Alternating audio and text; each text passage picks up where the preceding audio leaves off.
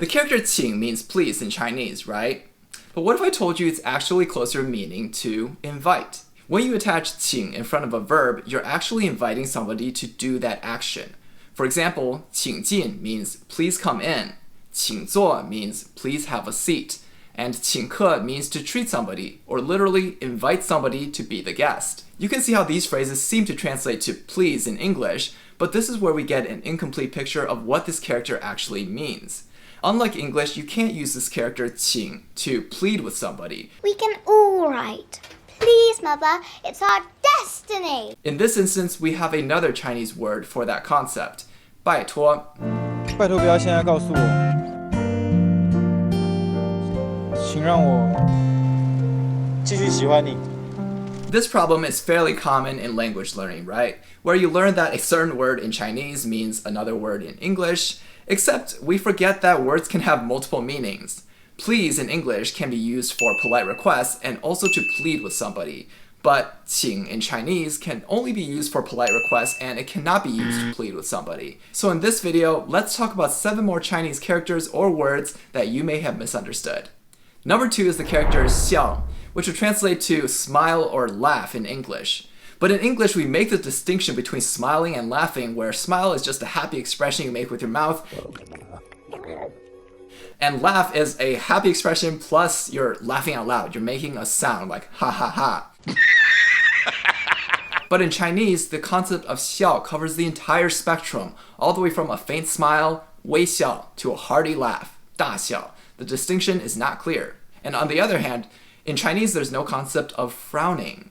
In English, a frown is the opposite of a smile, right? Where a smile, you're curling your lips up, and a frown, you're down. Baidu translates frown as 皱眉, which would be like scrunching your eyebrows, which kind of encapsulates the idea of a frown, but that idea has nothing to do with your mouth. Number 3 is 字, which would translate to word or character. Now, traditionally in Chinese, there was no concept of word per se. There was only character, which would be 字. But modern Chinese also uses the character 词 to mean word or term. Now, groups of specifically 2-character words or disyllabic words are extremely prevalent in Mandarin Chinese, and these would be considered 词.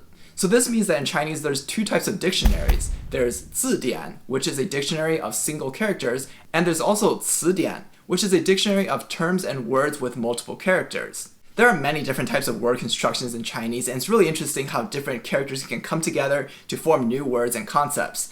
And I made a whole video series about this, so feel free to check it out either up here or in the link down below.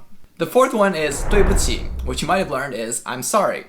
But the construction of this term, or some people might consider it a phrase, is pretty interesting. When you add 不起 to any verb, it literally means not rise, and it carries the meaning of not being able to do that verb. So if 对 means to face, then 对不起 means I cannot face someone. Likewise, the opposite of this construction is 对得起, which means you can face somebody. It means you've been honorable to somebody and you can face them with integrity.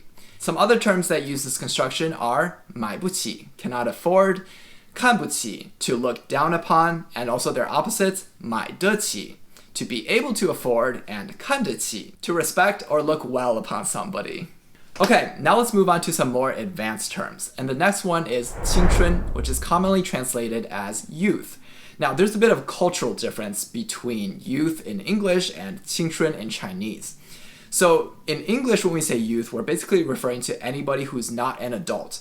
In the US, let's say legal age is 18. So that means anybody under the age of 18 could be considered a youth. Now, most people might exclude infants, so let's just say starting from 5 years old when you start school, all the way until 18, you can be considered youth.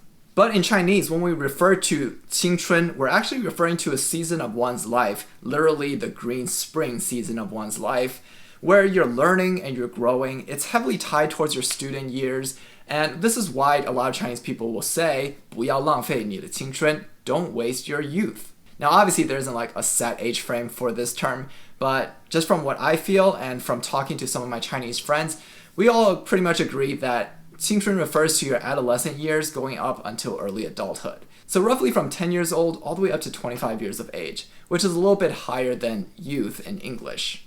幸福 is an absolutely beautiful word in my opinion. Now, the dictionary definition is happiness or well-being or blessings, But none of these terms really capture the essence of 幸福 by themselves.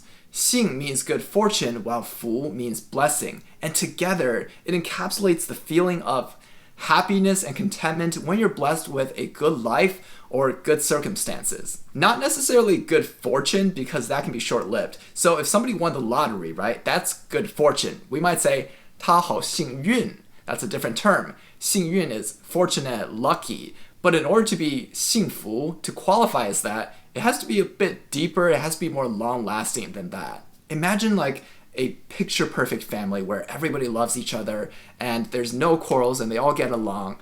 That is 幸福. Number 7 is 佩服. The dictionary definition is esteem or admire. Now this might just be a slightly outdated definition because esteem is pretty close, but I don't remember the last time I heard anybody use that word in real life.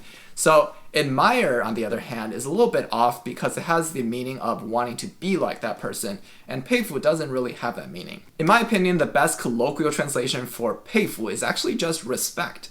Not in the sense of like, I respect your authority or something like that, but you did something really impressive and I respect you for it. Or I respect you for the quality of your character or work or something that required a lot of effort for you to do. Finally, there's the term 温柔, which means gentle. Nothing wrong with that, but this is a case where I've noticed a lot of mistranslations in a particular use case. So 温柔 is often used by Chinese people to describe either romantic gestures or the warm fuzzy feeling of being loved or like receiving those romantic gestures. You'll hear it pretty often in love songs, which is how I started noticing this. For example, in the lyrics, and it can also actually be used to describe inanimate objects that also give you that warm fuzzy feeling, like in the lyrics, 感受那夕阳的温柔, which I would translate as feel the warmth of the setting sun, despite it literally meaning feel the gentleness of the western sun. So to sum it up, when 温柔 is used in a romantic context to describe love, it can often be more accurately translated as warmth.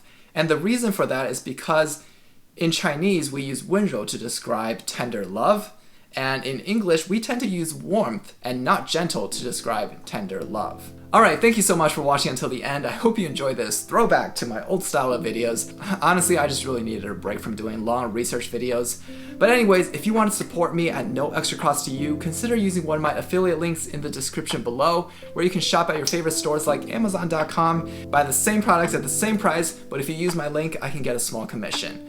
Or consider using one of my referrals to some products that I love and I would happily recommend to all of my friends. For example, Tello is probably the lowest cost cell phone service provider in the US. I've used them for years and they run off of T-Mobile's network and it's great.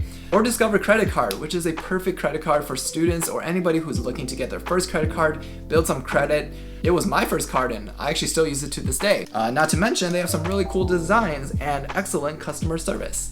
So thank you again for watching and I'll see you guys in the next one. 我们下一次再见了，拜拜。